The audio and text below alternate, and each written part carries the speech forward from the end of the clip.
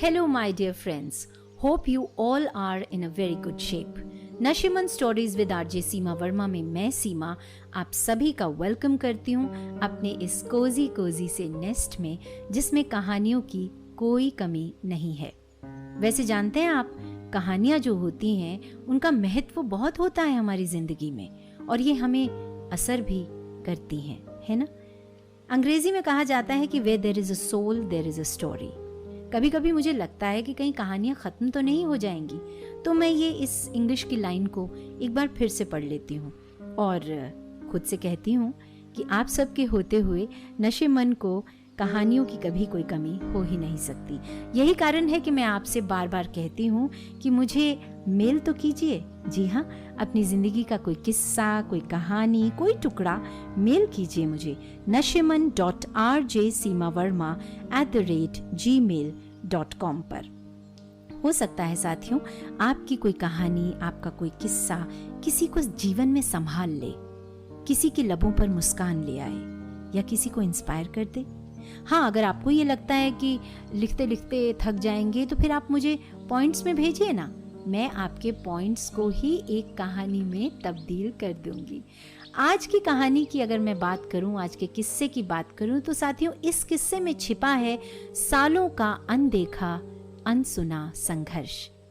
होता भी ऐसा है, कई बार आप ताउम्र संघर्ष करते हैं लेकिन कोई उसे एक्नॉलेज ही नहीं करता। ये संघर्ष है सेजल का, जो शायद दुनिया को तो नजर आया लेकिन उसके इकलौते बेटे को कम से कम अभी तक तो नजर नहीं आया है। 35 साल की थी जब पति का देहांत हुआ। उस वक्त मनु यानी मनीष 5 साल का ही तो था। परिवार ने, रिश्तेदारों ने कुछ समय बाद बोलना शुरू किया कि सेजल शादी कर लो, हम ढूंढते हैं तुम्हारे लिए कोई। ऐसे अकेले जिंदगी जीना थोड़ा सा मुश्किल हो जाएगा, देखो बच्चा भी बहुत छोटा है अभी तुम्हारा। लेकिन सेजल ने किसी की नहीं सुनी।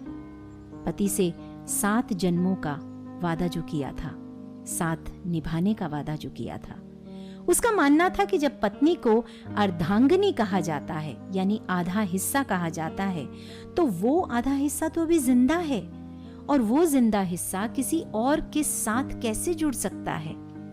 उसने खुद से वादा किया था कि ताउम्र सौरभ को अपने अंदर जिंदा रखेगी वो, और उसका अंश जो मनु उसके पास है ना, उसे जिंदगी में एक मुकाम तक जरूर पहुंचाएगी वो।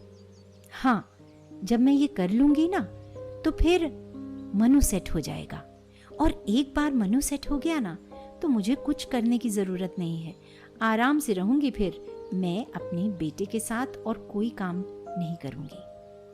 सेजल, जिसने कभी अकेले घर से बाहर कदम नहीं रखा था, आज मनीष के ऑफिस में कंपैशनेट ग्राउंड पर रिसेप्शनिस्ट की नौकरी कर रही थी। स्कूल में उसने फीस माफी की एप्लीकेशन भी दी लेकिन उसे रिजेक्ट कर दिया गया।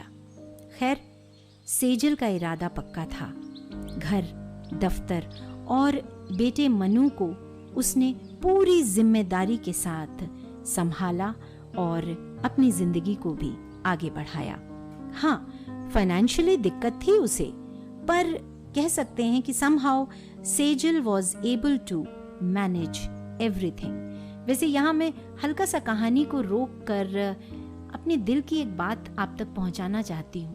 जिस तरह सेजल ने स्कूल में एप्लीकेशन दी, फीस माफी की और स्कूल ने रिजेक्ट कर दिया, मुझे ऐसा लगता है कि इस तरह के हादसे जो होते हैं साथियों, वो रोज रोज तो होते नहीं हैं।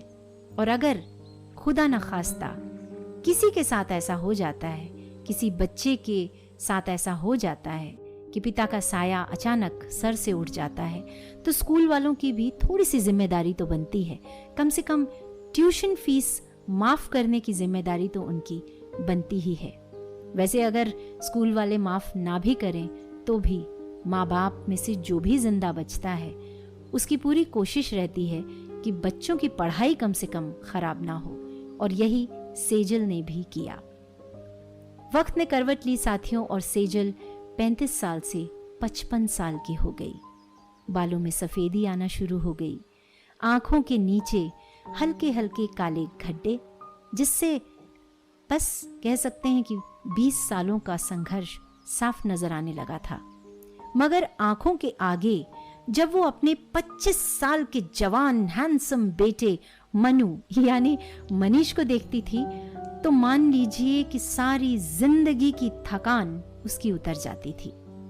मनीष ने एक दिन सेजल से कहा, माँ, मेरे 2 दोस्त अब्रॉड सेटल हो गए हैं, मैं भी हायर स्टडीज के लिए जाना चाहता हूं। सेजल ने कहा, बेटा बीटेक तो तुमने कर ली है, इतनी अच्छी आपकी नौकरी भी लग गई है, क्यों जाना चाहते हो बाहर? इतनी अच्छी नौकरी छोड़ता है कोई भला? हाँ, और अगर तू चला जाएगा तो फिर मैं क्या करूंगी बेटा? मैं तो अकेली रह जाऊंगी ना। फिर बता जरा, जाना तो आसान है लेकिन कितना मुश्किल हो जाएगा बेटा। अरे नहीं मम्मी, कुछ मुश्किल नहीं होगा, कैसी बातें कर रही हैं आप? मुझे अपना करियर भी तो देखना है, मेरी लाइफ है मम्मा, मुझे अपनी लाइफ नहीं बनानी है क्या?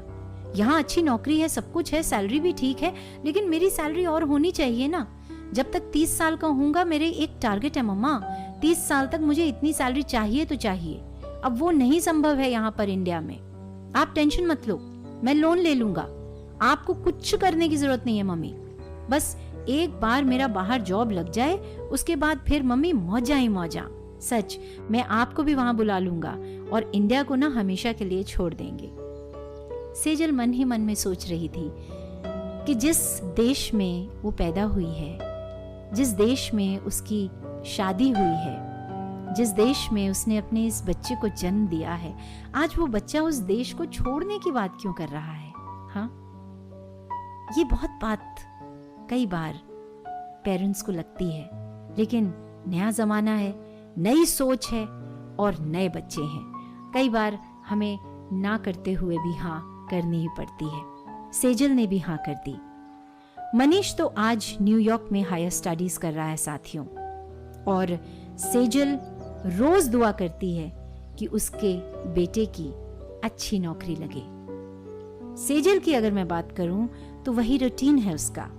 सुबह ऑफिस जाती है, शाम को लौटने के बाद रात का थोड़ा बहुत खाना बनाती है, क्योंकि अकेली है ना, क्या खाना बनाएगी अपने लिए, थोड़ा बहुत बनाती है, और 11 साढ़े 11 बजे तक वो बिल्कुल जगी रहती है।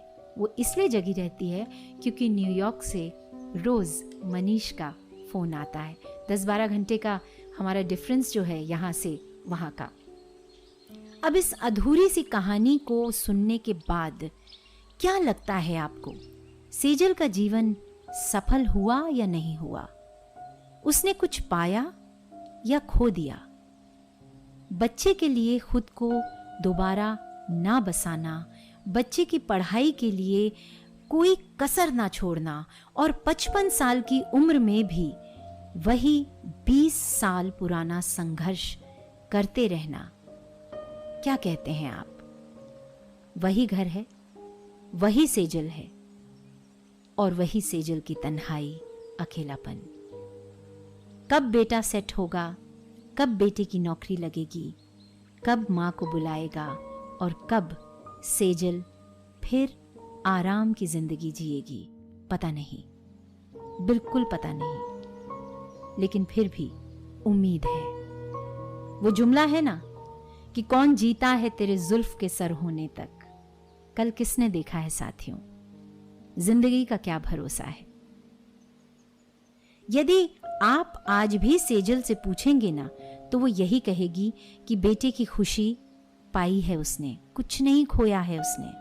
ये सच है कि बच्चों को अपने बारे में, अपनी जिंदगी के बारे में जरूर जरूर सोचना चाहिए, लेकिन उनका भी तो ख्याल करें जिन्होंने आपके लिए खुद की जिंदगी के बारे में कभी सोचा ही नहीं।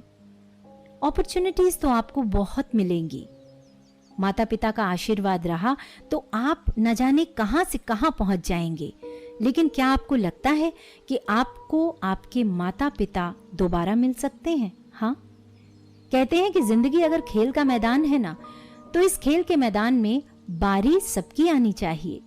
पिछला कल अगर पेरेंट्स ने अपनी बारी खेली है तो आने वाला कल बच्चों को भी ये बारी खेलनी है। बशीर बद्र साहब का एक बहुत खूबसूरत शेर मुझे याद आ रहा है साथियों, कि जिसे ले गई है अभी हवा वो वर्क था दिल की किताब का। वर्क यानी पन्ना।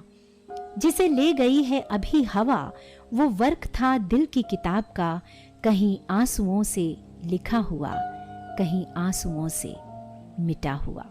मज़ा तो तब है कि आंसुओं से लिखा हुआ भी समझ आए और आंसुओं से मिटा हुआ भी समझ आ पाए। उम्मीद करती हूँ कि आपको आज की किस्से की, आज की कहानी का मर्म बहुत ध्यान से और शिद्दत से समझ आ गया होगा।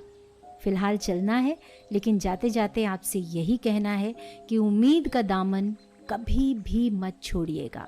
देखिए, आज तक सेजल ने इस उम्मीद को अपने साथ बांधा हुआ है। हो सकता है आने वाले सालों में सेजल की ये उम्मीद पूरी हो जाए और उसकी बाकी की जिंदगी खुशी खुशी अपने बेटे के साथ बीते। इसीलिए तो कह रही हूँ कि उम्मीद को, होप को, अपने विश्वास को कभी भी डूबने ना दीजिएगा। फिलहाल सीमा को इजाज़त दीजिए। मैं आपसे अगले हफ्ते ज़रूर मिलूंगी। अपना बहुत बहुत ख्याल रखिएगा। नमस्कार।